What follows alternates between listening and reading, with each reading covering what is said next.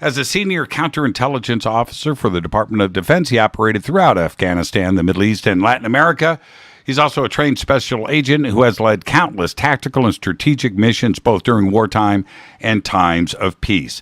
His academic background includes microbiology, immunology, and parasitology, which I'm not even sure if that is a real classification.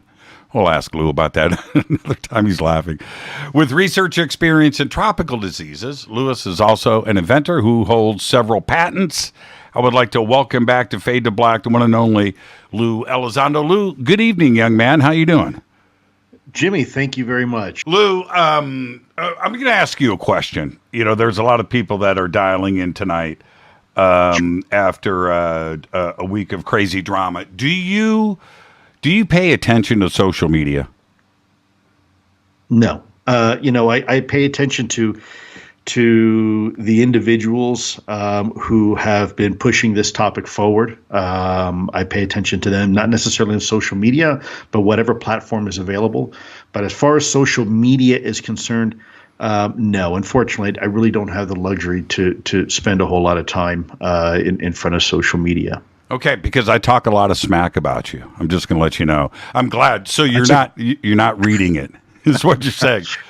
No, I read. I will tell you, I do read the tweets that come to me because I think everybody, even the critical voices deserve their time on the witness stand. So I don't have a lot of social media type accounts, Instagram and whatnot, but I do have Twitter, and I do check Twitter because Twitter, there's people there that are honestly and sincerely reaching out to me and asking me questions, or there might be a podcast that someone's starting up and no one has given that person the time of day, and they'll say on a whim, "Hey Lou, will you be on my podcast?"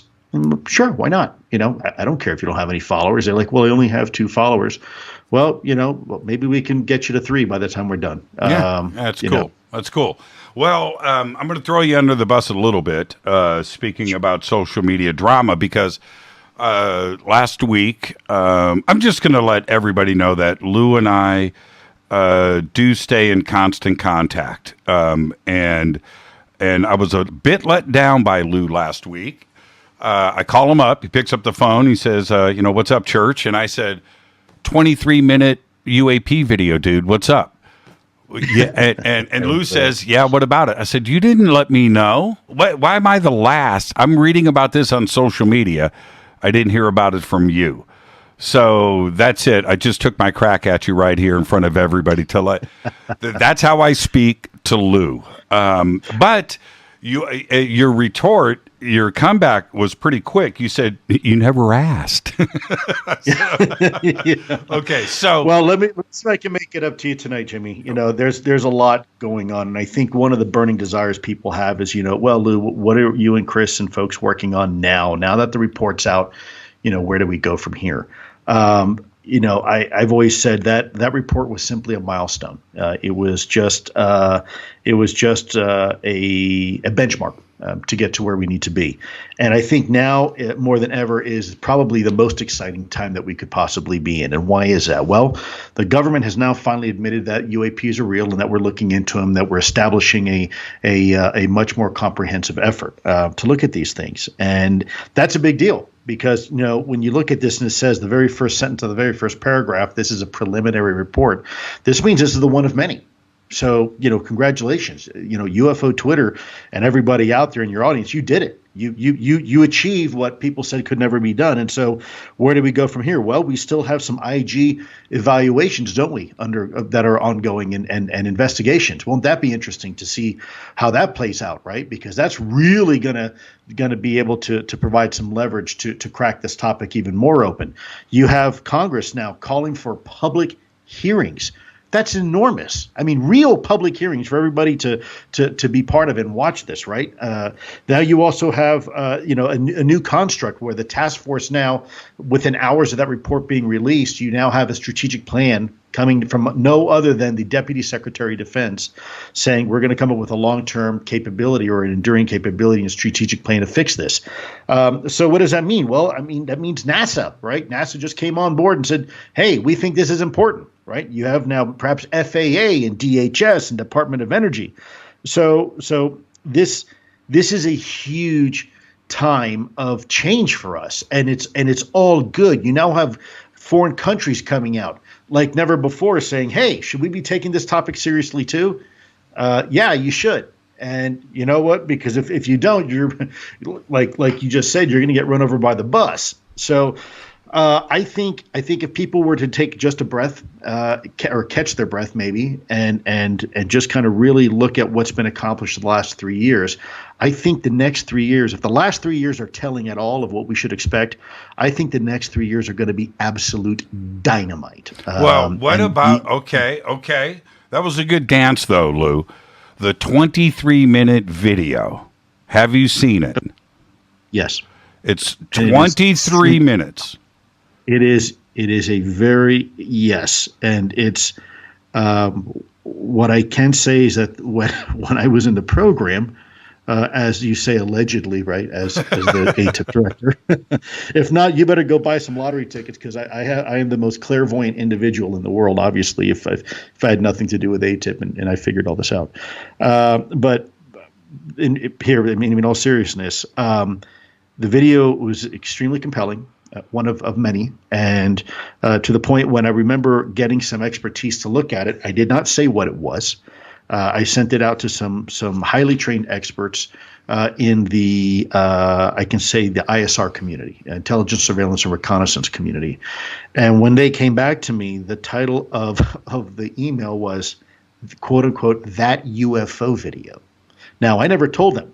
They didn't have any idea what this 23-minute video was. They had no idea what our office was actually doing at the time.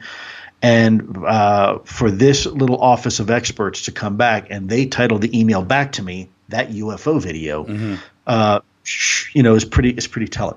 Because these folks, what does the video look like? Is it grainy like the stuff that has already been leaked, or is this something that is definitive? No, it's definitive, and it's perplexing, because every time you think you're like, okay, that's what I'm looking at, all of a sudden, bang, it changes. I can't go into any more than that. That's fine. That's fine. Walking a fine line, but it will. I suspect at some point it's going to come out. My hope is that it would come out during like some sort of public hearing. Wouldn't that be grand, right? Everybody can see it for themselves. And there's other ones. There's other ones too that are equally compelling. And again, let me reemphasize, Jimmy.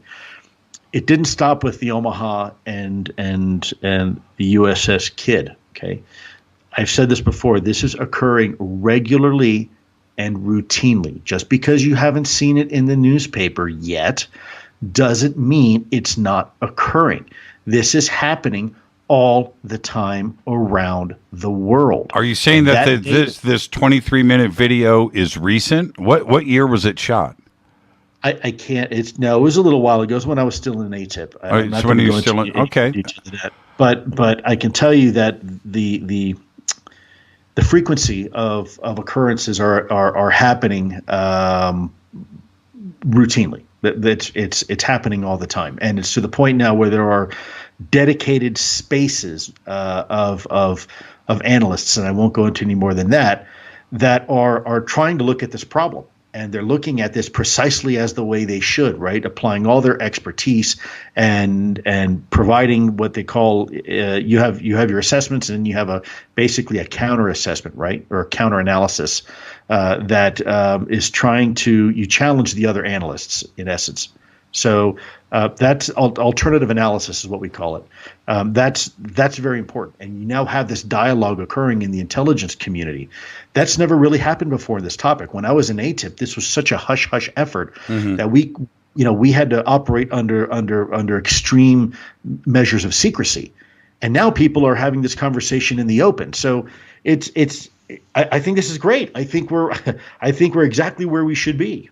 What was can you describe the shape of the craft in this video? What did it look like? Jimmy, you're very persistent, and I can appreciate that. Was it tic-tac-ish? I really can't elaborate on okay, this just video. nod your head yes or no, and then you don't have to say it out loud. Was it tic-tac-ish? It was not tic-tac. shape. No, it was involving potentially multiple vehicles, and I'll leave it at that. Okay. It was Now, compelling. the previous videos that have been leaked tended to be out over the ocean involving the Navy. Is this particular video of that genre where it was with a battle group, or was it over land? You know what? I can't answer that, but I think if it comes out, people will understand why I can't. They're going to go, "Oh, that's why he couldn't answer that."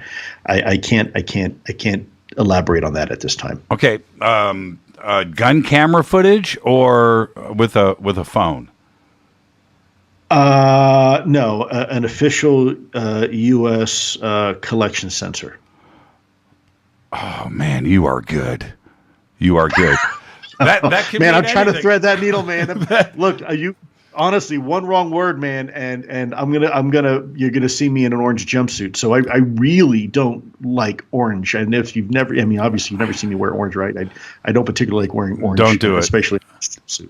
I won't help you with that. Do you? Is this something that would you be surprised if it gets leaked? I would be, because it wasn't pervasive. This video wasn't something that has been, shared with a whole bunch of other people, and it was locked down pretty tight, on our system. So I would be very surprised. I also, frankly, between you and your audience and me, I would discourage anybody from leaking it. I know people say, well, that's only how we can get conversations going and how we know what we know today. Well, maybe, but there's also an argument against that. And I think, I think we've achieved more than we've ever dreamed of in 3 years without having to necessarily, quote unquote, leak classified information. Look, I'll say this again, and I've said it before, if I have to choose between disclosure and compromising our national security or hurting our national security, I am telling you, I will choose our national security over disclosure anytime and twice on Sunday. I will not do that. I will not compromise the safety of Americans to provide information and for disclosure. But I don't think we have to. I don't think it is an either or. I think we can have both. I think we can have our cake and eat it too. I think we can have a conversation about this and provide information to the public without necessarily compromising sources and methods. And this is why it's taken us maybe a little longer, but why Chris and I and others are so dedicated to this topic the way we are, because it's important. Folks like Eric Davis and Hal Puthoff, et cetera, we want to do this the right way. And we're at the end of the day, we are patriots. We love our country. We love our fellow citizens, and we want to do right by them. And fair enough. And this is a question you can answer, which is this: with the Go Fast and the gimbal and the Tic Tac, limited data there. The videos were very, very short, including 2019, and all of that was a very short duration of video. Everybody wishes they were longer, but now we're talking about 23 minutes. That's a lot of data there. That's a lot of information. Yeah, absolutely it is. Absolutely it is. I mean, it's that's a whole lot of time to say, gee whiz, what the heck is that, right? And have other sensors to utilize to validate and verify what you're seeing. And so that's a very good point. Before we move on, what was the speed? Was it something that was extraordinary beyond our own capabilities? Enough to make us raise our eyebrows and say, whoa. Any erratic movements? Any excessive G forces? Gosh, Jimmy, you're asking me some really good and trying. I want to answer this, but I don't know if I can. I just watched Lou go like this. Everybody. Yeah, a peculiar movement. Yes, for sure. Really, and movement that we wouldn't really understand. Patterns that we don't. That's all I can say. I can't even go any more than that. That's it. Okay. All right. One last question, then we'll move on. Was the craft big enough for maybe a pilot, or do you think it was just under intelligent control? Well, I'm not sure it was even one craft. That's part of the mystery here. It appears that maybe there were several craft involved, and that's what's so interesting. Well, yeah, but big enough for somebody or remotely controlled. No, if you're going to make a guess, certainly big enough for, from our context, certainly big enough that a human being or several human beings could probably fit inside. Well, I can't wait for this to leak. I've got to see this thing. All right, now moving on. We've only got a little bit of time left with you, Lou, and again, thank you. Really quick. There's also been a lot of chatter out there about some statements or alluding to our government and branches of the government being in possession of stuff that is not made of human hands. And this chatter's been going on out there. And if you were going to venture to guess, if you were a betting man, is our government in possession of stuff that was not made here on Earth? So we need to define when you say is our government. When you say our government, are you meaning only those specific officials designated as government officials, or are you also including contractors and any organizations that are affiliated with the United States government? Yes. The answer is yes, all of the above. We have to include that, and it's very simple for a private company to be doing this research, and then it doesn't fall under FOIA, and secrecy and darkness can prevail. I get that. So, all of the above. I will say, and I will reiterate what I said before. It is my belief that we are in possession of some very exotic material. I cannot, for very specific reasons, elaborate any further than that. You brought up Eric Davis earlier, and I want to circle back to this. Eric did make a very profound statement that was quoted in the New York Times by Leslie Kean and Ralph Blumenthal, and that very short quote is a big one, in which he said that he had briefed the United States Senate and told them that we are in possession of craft not of this earth. He said craft. He didn't say parts. He didn't say pieces. He didn't say metamaterials. He literally said flying saucers. Where would he get this information from? Well, look, Eric's a very good man. Eric is a people get tired of me saying this, but I can say it because I know Eric. He's a hero for this country. He's done things for this country that most people will never even learn about until probably after he's dead. He's an amazing human being, incredibly smart, and had some very significant access. If Dr. Eric Davis tells you something, then he's not lying to you. In fact, if you ever met Dr. Davis, you'll realize he has an interesting little personality characteristic that prevents him from lying. He's one of these super uber smart people, almost savant. He is that intelligent, and for a guy like that, he wouldn't even understand a reason why to lie. There's no reason to lie. So he doesn't even waste his energy even trying to spend time doing that. He operates on a completely different level. This guy, thinks in terms of binary, ones and zeros. Where we get computers to do the work for us, he just kind of does it in his head. That's the kind of guy Dr. Davis is. So I have trusted him implicitly, and I've known over time, based upon my own personal experience, that when he says something, there is evidence to support his observations and his conclusions, and I will leave that there.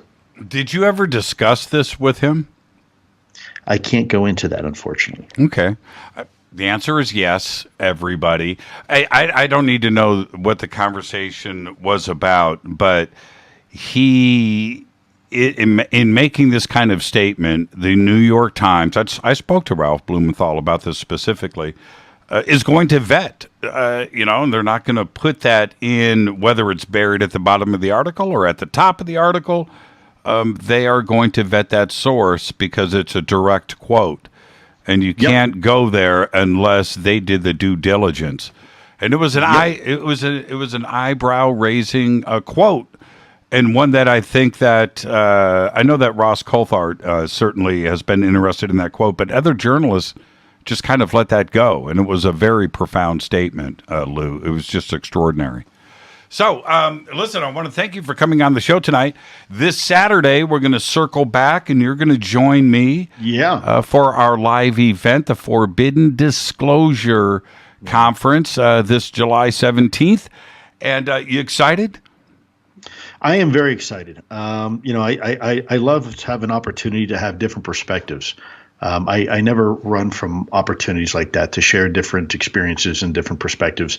I've had an opportunity to talk to Nick Pope and Linda Moulton Howe and others. And even though we may not necessarily agree on a lot of things, there are things that we do agree on, and that's transparency and disclosure. And so I think it's going to be, I think you can never have too many different perspectives. By the way, before I forget here, if you want a real gas, you want to have some fun here tonight with Danny Sheehan.